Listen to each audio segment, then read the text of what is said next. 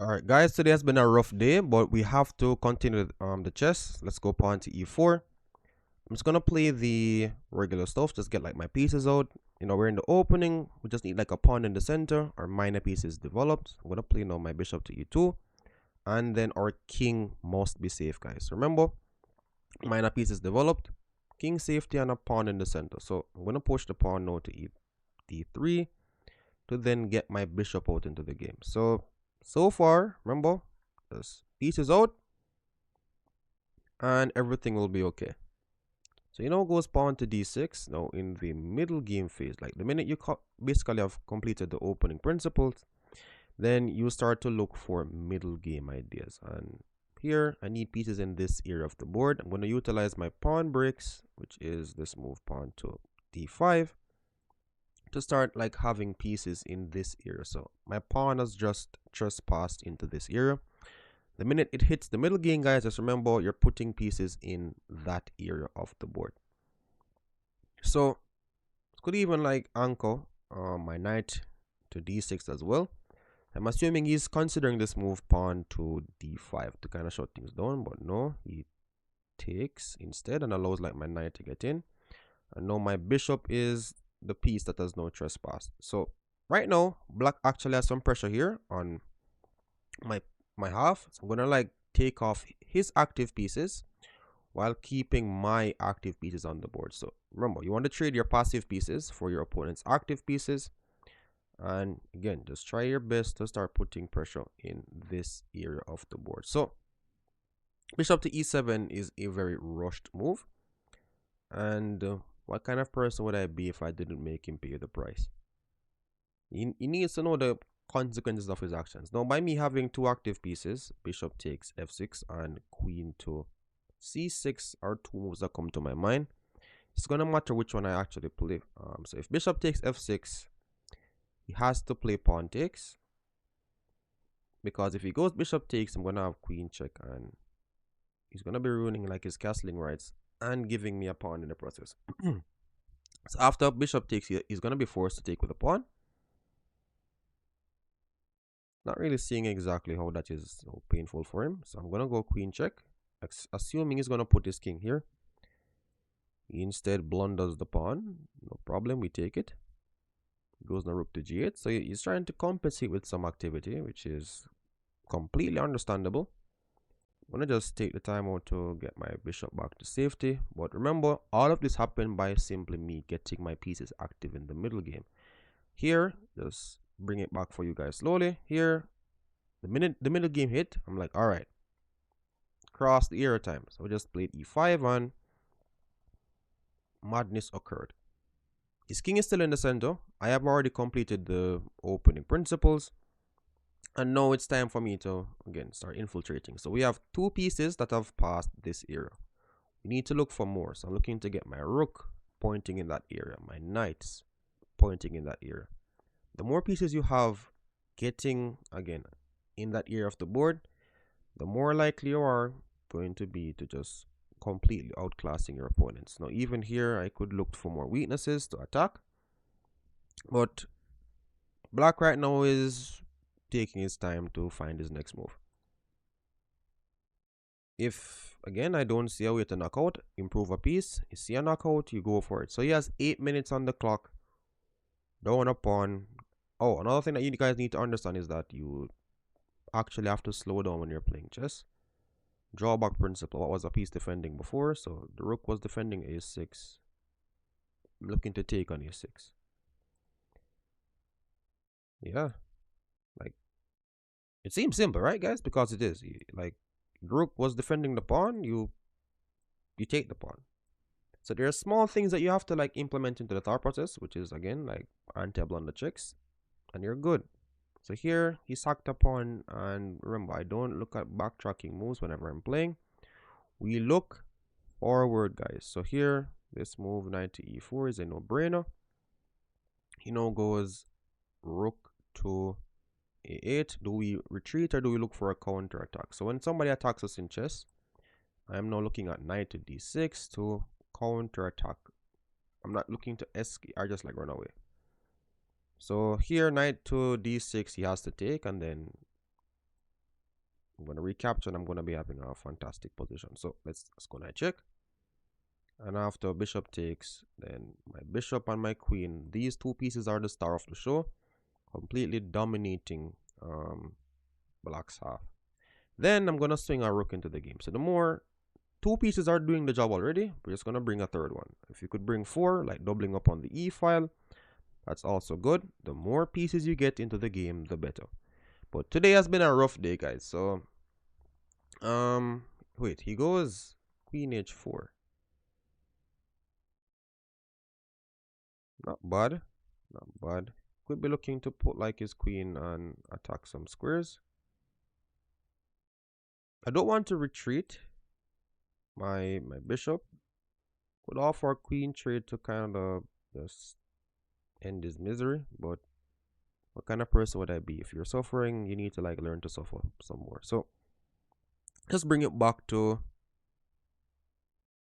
f4 maybe, and just like tuck my bishop on g3. Squeeze my rook over. Everything is looking crystal smooth. His rook is both of his both of his rooks have moved, so he's not gonna be able to castle. The target is in the center. We're chilling. So bring the rook now, maybe. Again, like if it's like an improving move, it's a no-brainer. If you just bring pieces. If there's a knockout, you play the knockout with your forcing moves, your checks, your captures, your threats.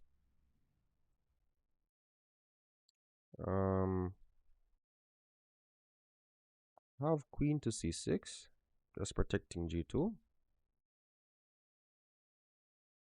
Something I need to keep in mind. Bishop here, he has h4. Rook e4 is also something that I need to like check in on. So let's go bishop. This rook e4. All right, chilling. Winning another pawn in the process. Maybe he's gonna go here. Who knows? He's just trying to like double up, but on the b2 pawn. The thing is, the more pieces I have involved, the better. So like this, I'm telling you, this is gonna be painful. The minute I double up, death happens. Pieces play chess. More active pieces you have involved, the better. So he sacks his queen. What the? Alright, let's just take it. Like, gifts are meant to be taken. So we take gifts. So we've just accepted the queen.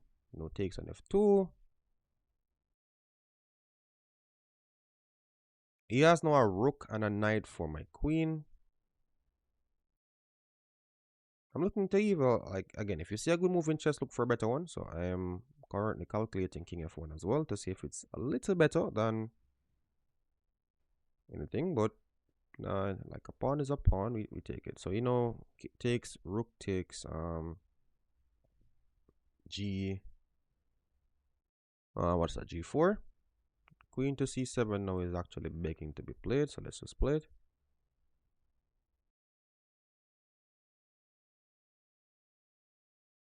Right, and this is keeping his knight pinned and attacking his rook. So yeah, so far so good. I could actually kick this rook out of my half just to ensure that it doesn't like get any creative ideas around this area.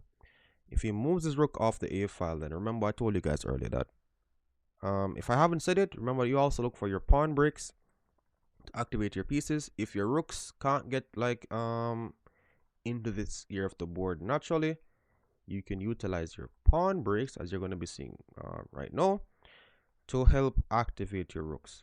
So whenever there's a pawn tension, again, you're basically creating a pawn break, guys, and it could help for your pieces to start infiltrating into your opponent's half. His knight is actually pinned, so he's not able to do anything with the knight. Correctly plays pawn to b3 and tries to shut down again my rook. Not bad, not bad. Impressive stuff, impressive. No, I'm actually serious, guys. That's actually impressive stuff. I take it though. Like, pawn is a pawn, but I'm gonna start pushing my a pawn down the board now, and It's gonna be a pass pawn for me, and a very chill game to play. So the thing is, his king, if his knight moves, if his king, yeah, if his knight moves, I'm always gonna have like q takes c5, chilling. Let's just push. If I push, like I just have to like just get this pawn rolling. I have 4 minutes, which is a lot of time. A lot of time, guys. You know what? Let's force him to actually respect us. Because if he takes, I'm going to take back and then my rook is going to get activated on the A file. So I'm still looking out for my rook, guys. So this, he takes. I take, rook takes. Where's the knockout? That's what I'm trying to really find out right now. I'm not seeing, like, here you're supposed to have like a part where he just like collapses. All right, let's just swing the rook into the game this way. I don't have to like do it the fancy way. So here, swinging in the rook this way. If his knight moves, again, we always have q takes c5 with check. Also, that's a free piece. So this rook is currently the star of the show for black, which is showing you the importance of activity. If he just did active play with equal material, this would have been like a nice game. But currently down a queen, still, the chess law is law. You must play active. No, 4 minutes and 38 seconds to my 3 minutes and 33 seconds. Could actually just see like how I'm converting, but same thing. I'm just looking at the pieces. If I keep my rook on a1 for the whole game and don't move it, it's gonna be my queen versus these three pieces. Yep, so he goes rook to b8 to start like some counter attack on my piece. Actually a good move. Actually a good move. I'm really looking to see how I can actually infiltrate. So let's return the favor back to him. So he killed my rook. I'm gonna play pawn to b4, and if he takes, I'm gonna push past and show him how it feels in terms of blocking out the infiltration of his rooks. So b4, if he takes again, remember, I'm gonna push past, keep my pass pawn, keep his rook a little bit passive, and just continue this game. 3 minutes and 9 seconds, 3 minutes and 54 seconds for my opponent. But he's playing. I want to roll my pass pawn down the board though. That's the thing. So let's push. And this is gonna be the deciding factor of this game. So I'm assuming he's gonna try b3 to at least attempt to stop the pawn, but no, he goes rook to d3 instead. Doesn't matter if I lose this pawn, but just to again cut all counterplay, I'm gonna improve my rook and protect the pawn. So he now goes rook to d6, and do I play here to be a little bit annoying, or here to give a check and actually attack the king? 2 minutes 40 seconds. Still trying to get this up, but he's actually I wouldn't say defending, but he's not collapsing. It's definitely not collapsing. He's trying to coordinate his pieces to keep it again. He's trying to like keep everything protected. So after I like use my pawns to disconnect his pieces.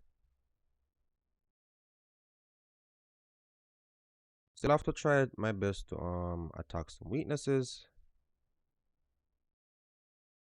He goes now rook to d5. Alright. Yeah, definitely have to use the pawns to get through to this. Like he's using his pieces really well. If he goes knight here, I just take it. And then q to c7. So his pieces, like this rook, guys, I told you from like way out, this rook is the star of the show, guys. It's basically what's holding black's position from like absolute terror. And crumbling down to the ground. So just waiting to see what he's playing. Could also play b3 just to keep this there, but no need. So like put my pawns down the board. Goes b3 himself. That is interesting. Push the pawn. Don't see what b3 did. No, that it wasn't like the position for black hasn't changed. Like the problem for black is his pieces. It's just, and the fact that he's down a whole queen. But yeah, go here first. This is just to restrict his knight.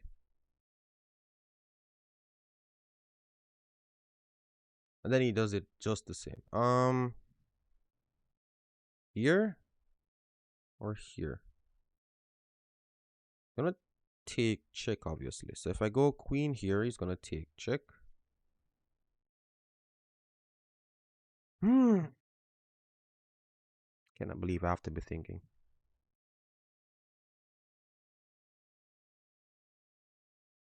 I actually have to be thinking for this match, which is crazy. Go here. If he does this, I am pass on.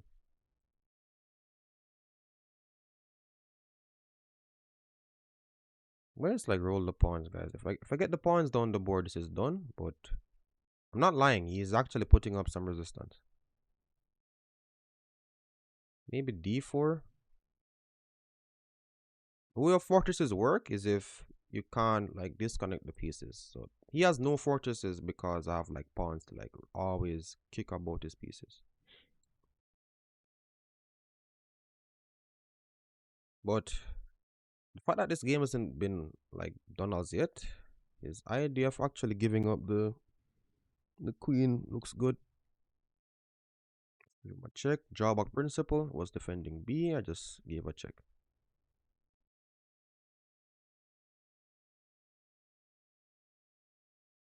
Always check what the piece is defending before, guys, and then we're gonna see where this is getting absolutely painful now for my opponent.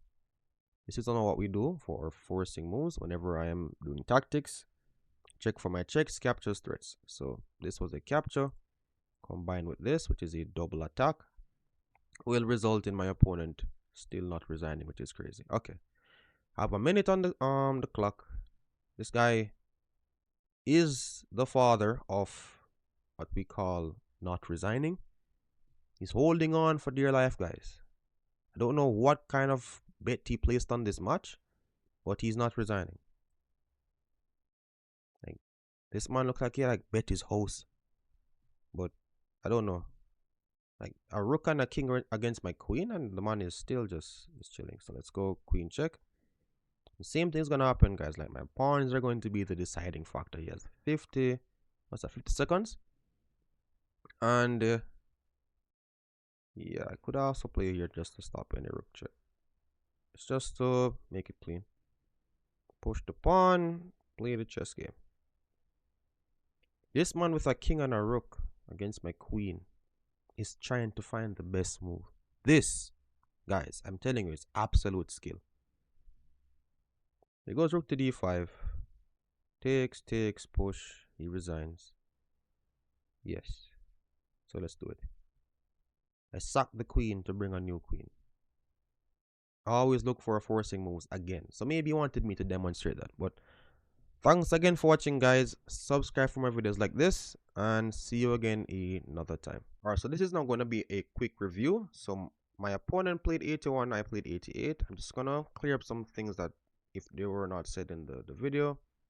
Showing you right now. It's just like a slower version of what happened. So in the opening, all I did was took out my minor pieces. Ensure that in the opening phase of anything that you're playing, you're following opening principles. Now with theory, you might get away with a lot of stuffs because it's engine approved. If you don't know what you're doing and you don't study a lot of opening theory, just stick to principles and you'll be fine. So here, this is a perfect example of what an opening looks like without opening theory. All you're doing is just getting your pieces out, pawn in the center, and your king safe. So engine wants more active play, obviously, with pawn to d4. I castled my king and played this move pawn to d3. So I have basically boxed in my bishop into this pawn chain. But at your level, if you just get the pieces out, you won't be losing because of opening mistakes. Unless, again, you're doing something way off, guys. If it's just principles, you're fine. Now, I am 2400 again, and this is still like working where I am at. It is just a system you guys want to input in your gameplay. So he now goes bishop to b7. I know when bishop f4. So this is the reason why, again, you don't want to practice like boxing in your pieces. By me putting my bishop on f4, instead of putting it on like d2, I get more options to play active. Alright, so even though the engine is not saying that this is like a mistake, the further you bring your pieces up the board, it's going to be a lot better for you to, again, get some more advantages. By me putting my bishop on f4, I was able to then, in the middle game, strike with this move, pawn to e5, and we're putting, again, pressure in our opponent's half. The minute you have completed the opening principles, the next step is to immediately dive into the middle game concepts, which is, again, getting pieces in your opponent's half, your pawn breaks, utilizing like the anti-blunder checks and stuff, so like the drawback principle, things that you need to, again, start doing. So e5 is utilizing, again, the pawn break, allowing, again, pieces to start infiltrating into this half. That's how you get aggressive in chess. So here, I simply took on e5.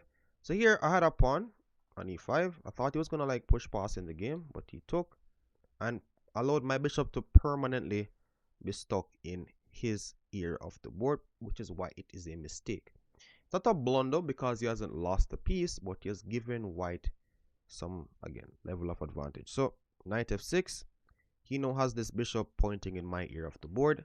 The same thing, if he has no active pieces, I don't have to worry about defending. So all I did was remove this bishop off the board. And I've also said earlier, not even, no, I didn't say it in this video, but like in my past videos, that bishops help to control weak squares. By him giving me his light square bishop, like his light squares become tremendously weak. And all I did from here was infiltrate. So bishops help to control weak squares. If you give up your light square bishop, watch out for your light squares. Same thing here. If this dark square bishop is off the board, his dark squares are going to be crying for help. Now here is where he blundered knight to d7. I don't know why I didn't play king f8. It was the only way to like hold on to material, and maybe he would try to activate his rook along the h file by pushing this pawn, but you have to get your pieces active.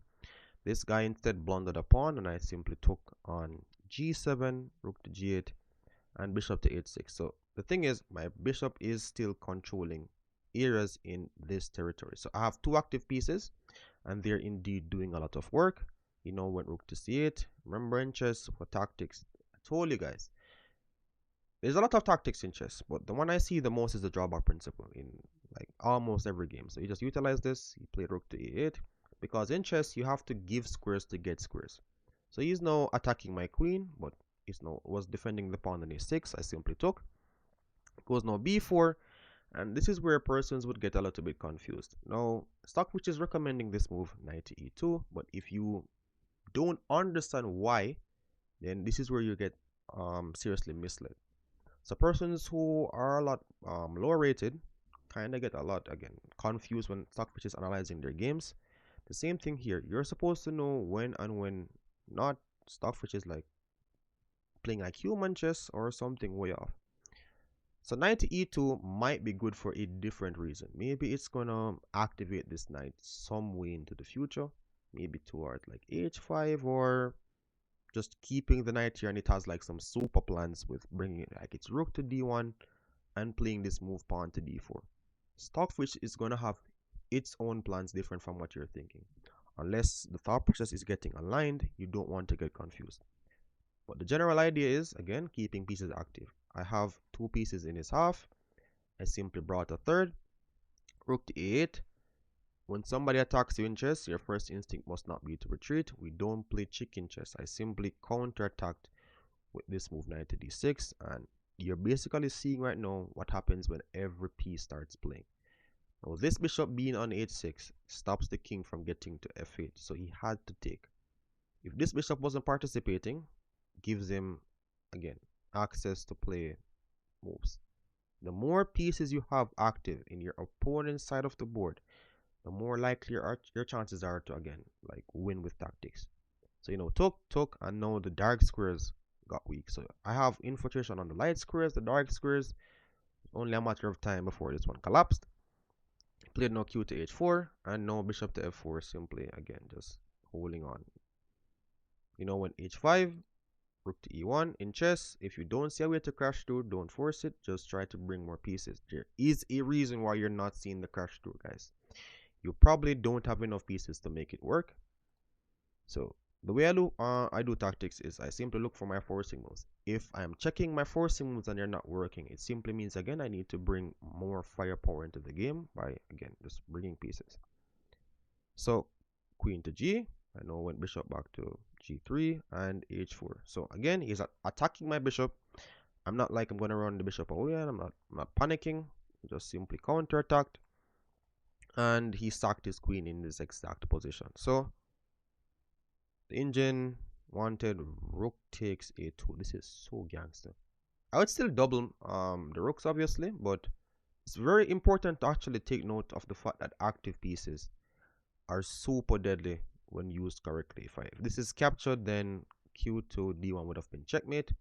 Let's just show this on the board. Q to d1 and you pack up the board. Black's one rook on a8 could have saved this game, but obviously I would have just doubled my rooks and things would have been absolutely under control. Now he took and sacrificed his queen, and the rest of the game was just a lot of maneuvers. I played a3 to get the pawn trade, but engine is again showing us better where it's pawn to a4, kind of bringing my pawn one step closer and really forcing black to actually think about pawn takes a3.